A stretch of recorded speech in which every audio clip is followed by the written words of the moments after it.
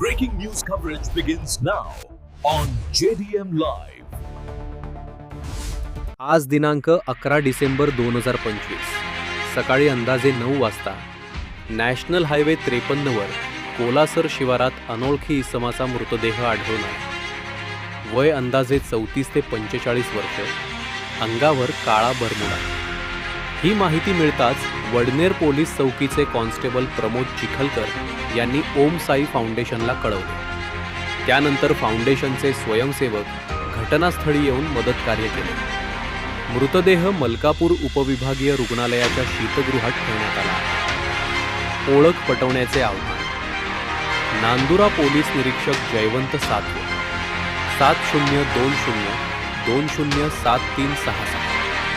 Constable Pramod Chikhalkar 8888 946 946.